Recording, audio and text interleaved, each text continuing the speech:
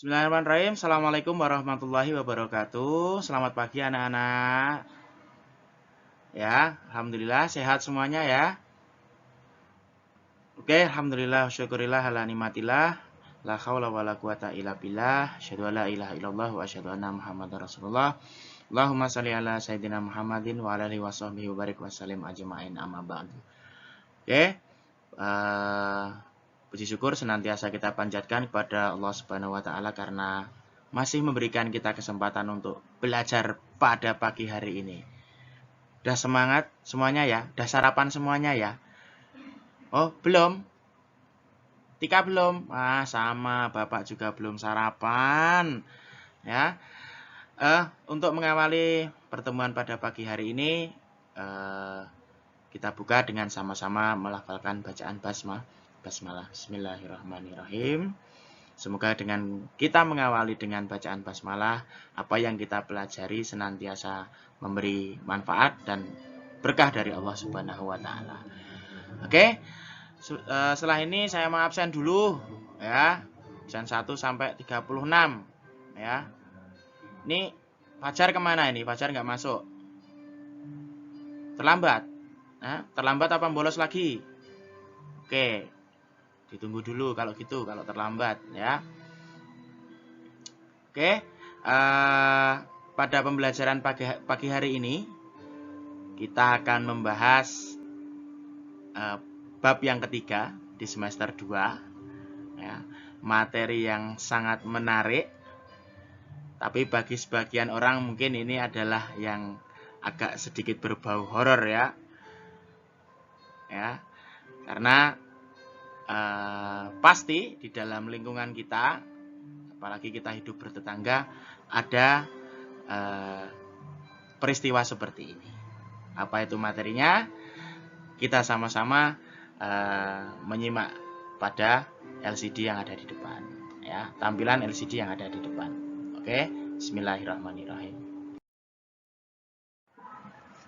Iya, betul sekali, yakni penyelenggaraan jenazah ya. Ngurusi orang mati, di mana dalam aturan syariat Islam dalam penyelenggaraan jenazah juga ada aturan-aturannya. Oke, sebelum kita menginjak ke materi, Bapak akan menyampaikan apa sih tujuannya setelah nanti selesai pembelajaran mengenai penyelenggaraan jenazah. Apa sih tujuan pembelajarannya buat anak-anakku semuanya. Oke, sama-sama kita simak. Tujuan pembelajarannya yang pertama adalah meyakini pada ketentuan Allah Subhanahu wa taala bahwa manusia pasti akan menemui ajal. Ya. Semua makhluk hidup pasti akan menemui ajalnya. Entah kapan, nanti, besok, lusa, tahun depan, kita nggak ada yang tahu karena kematian adalah salah satu misteri tanda kekuasaan Allah Subhanahu wa taala. Yang kedua, membiasakan sikap peduli dan gotong royong terhadap orang yang mendapatkan musibah kematian. Ya. Tolong menolong dan saling memperhatikan di dalam lingkungan kita. Yang ketiga, mendeskripsikan ketentuan penyelenggaraan jenazah. Nanti secara mendetail akan kita sampaikan berikutnya. Yang keempat, menunjukkan tata cara penyelenggaraan jenazah mulai dari memandikan, mengkafani, menyolatkan sampai pada menguburkan. Ya, semuanya diatur dalam ketentuan syariat Islam. Yang kelima, ini nanti mempraktekkan tata cara penyelenggaraan jenazah. Oke, lanjut. Sebelum kita lanjut ke materi inti, Bapak mau bertanya dulu. Coba anak-anak amati gambar berikut ya. Di situ ada prosesi apa? Ya. Apa yang anak-anak ketahui tentang gambar tersebut? Oke, Fadil. Gimana? Iya. Itu proses memandikan jenazah. Betul sekali. Oke, lanjut ke yang selanjutnya. Oke anak-anak, lanjut kepada gambar yang selanjutnya. Kita simak sama-sama di sini. Bapak tampilkan 4 buah gambar. Yang pertama itu adalah tata cara memandikan jenazah. Salah satunya adalah menutup pada saat memandikan. Kenapa tujuannya ditutup? Kita menjaga aurat agar tidak dilihat oleh banyak orang. Karena salah satu memuliakan jenazah adalah menutup auratnya. Yang selanjutnya memandikan jenazah, dan disitu juga disediakan ada tempatnya. Biasanya kalau di desa-desa terkadang masih ada yang di pangku atau seperti itu. Tapi kalau di era yang modern sudah ada tempat tersendiri ya. Terus yang gambar yang keempat itu adalah bagian-bagian apa saja sih yang diperlukan pada saat memandikan. Apa sih yang diperlukan pada saat memandikan jenazah? Oke, sebelumnya sama-sama kita sedikit merenung ya. Kita merenung seperti apa yang disampaikan dalam Quran surat Ali Imran ayat 185. Bismillahirrahmanirrahim. Kullu nafsin dha'iqatul maut, al-ayah sadaqallahul adzim. Bahwasanya setiap yang berjiwa akan mati. Kematian adalah penghentian permanen dan tidak dapat dikembalikan dari semua fungsi biologis yang menopang makhluk hidup. Kematian merupakan suatu hal yang pasti terjadi dan akan dihadapi oleh semua makhluk hidup di dunia. Bila telah digariskan oleh Allah Subhanahu wa taala, waktunya siapapun, kapanpun, dimanapun kematian akan tetap datang. Tetapi kita sebagai makhluk juga berikhtiar, berusaha. Kita mau menjemput kematian yang seperti apa? Apakah kita menginginkan kematian yang husnul khotimah ataupun su'ul khotimah atau kematian yang buruk? Tentunya semuanya itu tergantung dari amal perbuatan kita selama kita hidup. Oke, selanjutnya adalah hukum perawatan jenazah, penyelenggaraan jenazah, pengurusan jenazah. Pada dasarnya adalah fardu kifayah. Ya, fardu kifayah, kewajiban yang ditunjuk kepada orang banyak. Akan tetapi, apabila sebagian dari mereka telah mengerjakan, maka gugurlah kewajiban bagi yang lain. Misalkan, si fulan meninggal di RT 4, ya. Itu kan berayat RT 4, masyarakatnya kan banyak. Ya.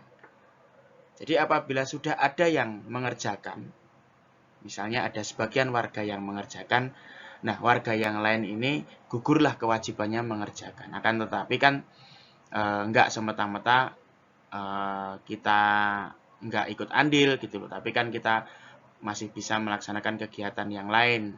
Contohnya ya banyak gitu loh. Bikin lelayu, menyiapkan tempat untuk memandikan, terus ya banyak sekali lah tentunya di lingkungan kita masing-masing yang anak-anak tentunya sudah masuk jadi anggota Karang Taruna atau pasti pada saat ada tetangga yang meninggal dunia pasti juga ikut andil dalam kegiatan. Oke, hal-hal yang perlu dilakukan ketika menjumpai orang yang baru saja meninggal dunia. Ya, setelah sakaratul maut dipastikan bahwa si fulan itu sudah benar-benar meninggal adalah memejamkan matanya dan memohonkan ampun kepada Allah Subhanahu wa taala. Hal yang biasanya dilakukan adalah kita memejamkan mata si jenazah sambil kita melafalkan innalillahi wa inna ilaihi rajiun. Bahwasanya segala sesuatu adalah milik Allah, ciptaan Allah, dan kepada Allah lah semuanya akan kembali. Oke, kita lanjutkan. Setelah tadi memejamkan mata sambil memohonkan ampun kepada Allah, selanjutnya adalah menutup seluruh badan ya dengan kain sebagai wujud penghormatan dan agar tidak nampak auratnya. Karena orang yang meninggal kan tidak mungkin terus-terusan dia pakai pakaian yang melekat di dalam tubuhnya kan tidak mungkin. Pasti akan dilepas oleh keluarga, oleh mahramnya, dan yang terakhir adalah ditutup dengan kain. Biasanya kalau di adat Jawa atau di lingkungan sekitar kita pakai jarik ya, kain jarik Seperti itu. Kenapa kok orang meninggal juga wajib dihormati ya? Kita membedakan mana kita menyikapi antara manusia yang meninggal dengan yang meninggal itu hewan. Ya, tentunya seperti itu. Setelah jenazah dipejamkan matanya, ditutupkan dengan kain di seluruh tubuh seperti yang ada dalam gambar yang ada dalam slide. Jenazah dibaringkan di tempat yang aman dan jauh dari jangkauan binatang. Biasanya agak ditempatkan di posisi yang agak tinggi, misalnya di dipan atau di apa. Kenapa kok terhindar dari jangkauan binatang? Kan kita nggak tahu, entah ada ayam yang berkeliaran atau apa tiba-tiba mengeluarkan kotoran, kan juga malah tambah najis, kasihan jenazahnya. Jadi kita muliakan, kita taruh di tempat yang aman dan jauh dari jangkauan binatang. Sampai sini ada yang masih mengganjal ataupun sudah paham semuanya? Karena saya yakin terutama yang laki-laki ya, kalau perempuan kan punya sifat naluriah takut gitu loh. Tapi kalau laki-laki insya Allah berani semuanya lah. Nah, sampai di materi inti, apa saja kewajiban seorang muslim bila menjumpai saudaranya atau tetangganya yang meninggal dunia. Bagian yang pertama adalah memandikan jenazah. Di sini adalah membersihkan, menyucikan tubuh jenazah dari segala kotoran dan najis yang melekat di badannya, dan sampai kepada bagian-bagian yang sulit dijangkau seperti di sela-sela jari, belakang telinga, dan tempat-tempat yang lainnya. Yang kedua adalah mengkafani. Mengkafani di sini adalah membungkus jenazah dengan kain kafan. Ya. Yang ketiga adalah menyolati atau menyolatkan. Sholat dikerjakan sebanyak 4 kali takbir dengan tujuan mendoakan saudara muslim kita yang sudah meninggal. Dan bagian yang terakhir adalah menguburkan atau memakamkan jenazah. Di mana dalam memakamkan di sini juga ada ketentuan-ketentuan tersendiri. Seberapa dalam lubangnya, tentunya kan kita nggak ingin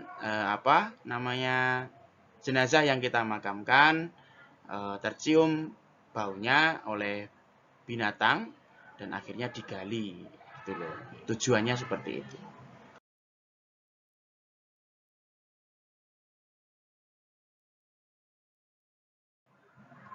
Oke, kita lanjutkan. Udah siap semuanya? Kita fokus, perhatikan yang di depan, oke? Yang di belakang, Bayu, jangan sambil main handphone ya, Le. Oke ya, diperhatikan ya. Kalau buat siswi yang takut yo karo merem-merem sidik rapopo lah, yang pasti semuanya memperhatikan. Oke, yang pertama adalah memandikan jenazah. Siapakah jenazah yang akan dimandikan? Yang pasti jenazah itu adalah orang muslim atau muslimah.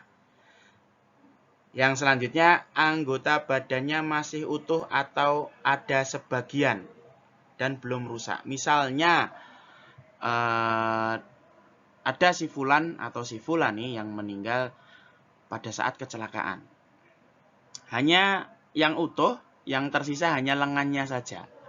Nah, itu juga wajib dimandikan. Ya.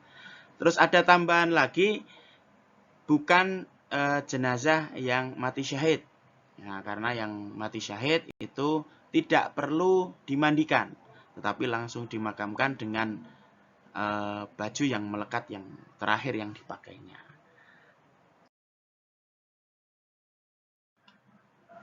Selanjutnya adalah apa saja syarat orang yang memandikan. Yang pertamanya pastinya muslim, berakal sehat dan balik. Berakal sehat maksudnya di sini adalah kenapa senyum-senyum sendiri? Berakal sehat di sini maksudnya adalah tidak dalam kondisi yang gagal secara kejiwaan. Dan balik di sini tentunya orang yang sudah dewasa. Yang kedua, berniat untuk memandikan jenazah. Jadi niat tulus mencari ridha Allah untuk memandikan jenazah. Yang ketiga adalah